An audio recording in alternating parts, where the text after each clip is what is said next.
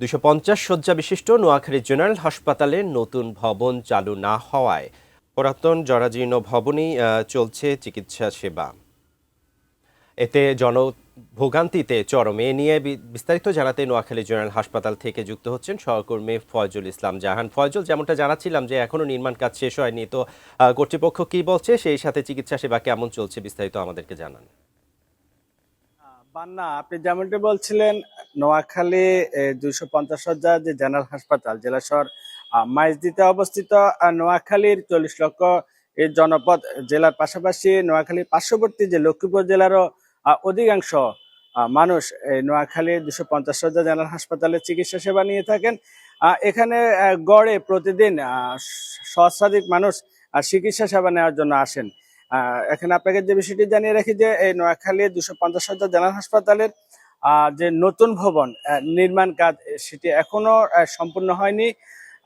সম্পূর্ণ না হওয়ার বিষয়ে যে নানা ধরনের যে জটিলতা, সেটা হচ্ছে যে এখানে এই 12 তলা ফাউন্ডেশনের যে 6 তলা ভবনটি 2021 সালের 1 জানুয়ারি নির্মাণ কাজ শুরু হয়েছে 28 মেয়াদি একটি প্রকল্পের আন্ডারে।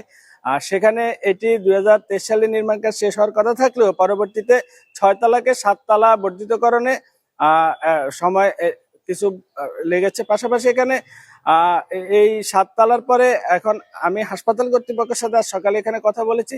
আর তাদের কথা হচ্ছে যে তারা চাচ্ছে যে এখানে যে নোয়াখালী 50 শয্যা জেনারেল হাসপাতালের পুরাতন যে জরাজীর্ণ ভবন, পাশাপাশি যে নতুন করে যে টিন শেডে যে মানুষ গাদাগাদি করে চিকিৎসা সেবা নিচ্ছে, একদম আমি জরুরি অবস্থায় দেখেছি এখানে মানুষ খুবই গাদাগাদি অবস্থায়। তারা বিশেষ করে দেখা যাচ্ছে যে পুরাতন ভবনগুলোতে বারিন্দাতেও তারা মেঝেতে তারা এই বিছানায় পেতে তারা রোগীদের সেবা নিতে হচ্ছে, কারণ রোগীর চাপ অনেক বেশি।